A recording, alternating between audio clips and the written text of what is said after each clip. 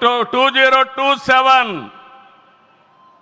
Now 2047, through Vikasit Bharat, our Prime Minister is planning to make India number 1 or 2. That is possible only with Narendra Modi ji.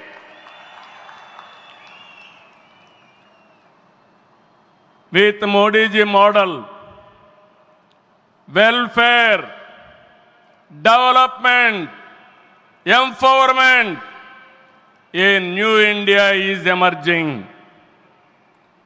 In this last 10 years, people have been empowered and 15 crore people have been brought out of poverty. That is his greatness. One side development, one side eradication of poverty. That is the philosophy, ideology of our Prime Minister.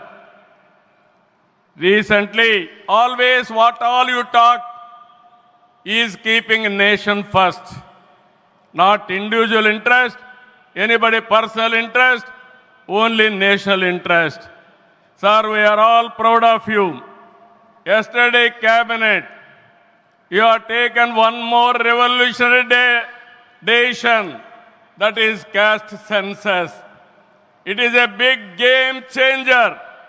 I am confident you wanted to help the poorest of the poor, and also you want to bridge the gap between haves and have-nots.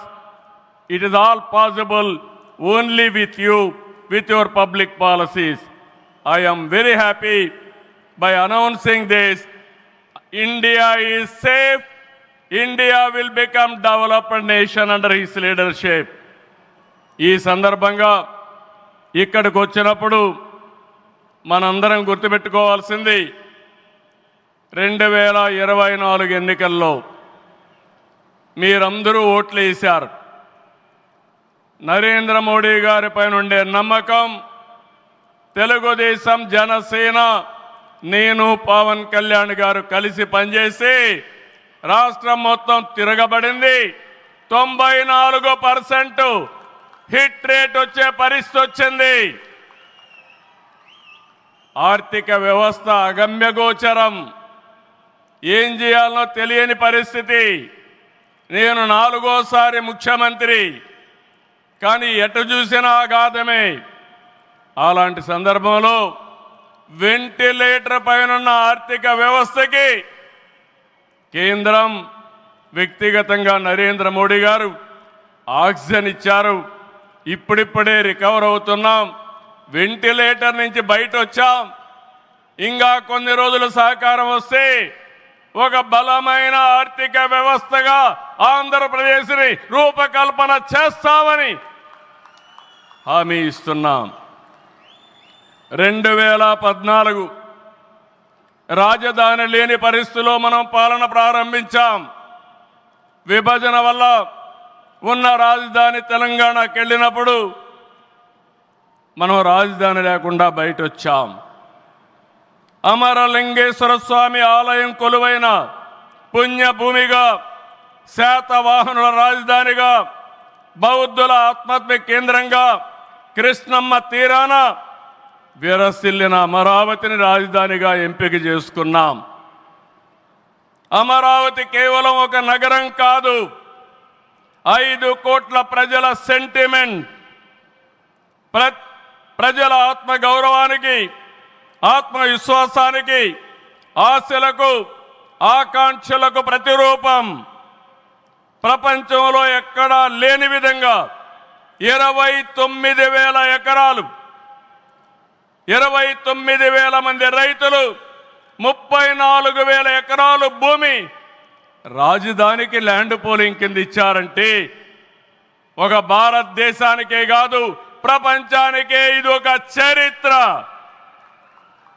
అలాంటి నిర్మాణం తలపెడితే దానిపైన మనం చూశాం విధ్వంసం 5 సంవత్సరాలు. ఇక్కడ రైతులున్నారు, రైతు కూలీలున్నారు, రైతు మహిళలున్నారు, వీరోచితంగా పోరాడారు. మీ పోరాటం వల్లనే ఈరోజు అమరావతికి మళ్ళీ పనుల పునఃప్రారంభం అయిందంటే అది మీ అందరి విజయం అని మరొక్కసారి విజ్ఞప్తి చేస్తున్నాను.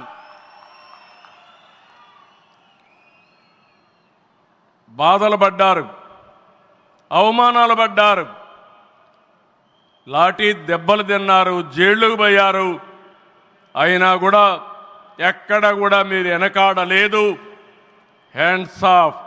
ఇలాంటి ఉద్యమాన్ని నా చరిత్రలో ఎప్పుడూ చూడలేదు, మళ్ళీ చూస్తానని కూడా నమ్మకం లేదు. అలాంటి ఉద్యమం చేసిన ఉద్యమకారులందరికీ సెల్యూట్ చేస్తున్నా. 2024 ఎన్నికల్లో ఏకపక్షంగా ఇచ్చిన ప్రజా తీర్పుతో అమరావతికి మళ్లీ ఊపిరి పోసుకుంది. 10 నెలల్లో సవాళ్లను అధిగమించి కేంద్ర సహకారంతో మోదీజీ ఆశీస్సులతో అమరావతి నిర్మాణాల్ని పట్టాలెక్కించాం. ఈరోజు మళ్ళీ మేము అనుకున్నాం వర్షం వస్తుందని, కానీ మోడీ గారు వస్తున్నారంటే వర్షం కూడా రాకుండా దేవతలు మొత్తం ఆశీర్వదించారంటే అది ఈ యొక్క అమరావతి యొక్క ఒక నమ్మకం కానీ ఒక పవర్ అని చెప్పి నేను మీకు తెలియజేస్తున్నాం. ఇప్పుడే మాట్లాడుతూ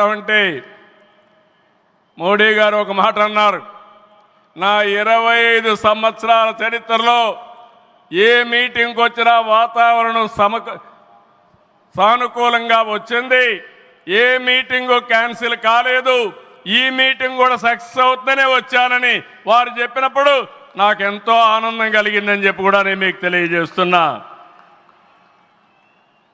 నేను ఒకటే మీ అందరికీ హామీ ఇస్తున్నాను, 5 కోట్ల ప్రజలు నా రాజధాని అమరావతి అని చెప్పుకునే విధంగా నిర్మాణం చేస్తాం.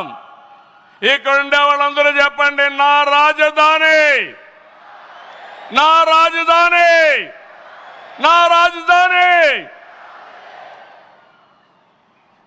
ఇలాంటి కార్యక్రమానికి మనం ముందుకు పోతున్నాం. ఆనరబుల్ ప్రైమ్ మినిస్టర్ ఈరోజు రీస్టార్ట్ చేశాడు.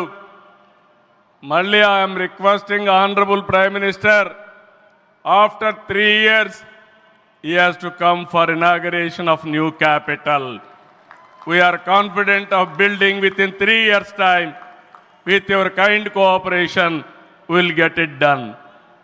ఒక్క రోజున 49,000 కోట్ల విలువైన 74 పనులకు శంకుస్థాపన చేశాం. 5,028 కోట్లకు చేపట్టే 9 కేంద్ర ప్రాజెక్టులకు శంకుస్థాపన చేశాం. 8 జాతీయ రహదారులు 3,620 కోట్లతో ఈరోజు ప్రారంభం చేసుకున్నాం. 3 రైల్వే ప్రాజెక్టులు ప్రారంభించుకున్నాం. మొత్తం కలిస్తే 94 ప్రాజెక్టులు 57,962 కోట్లకు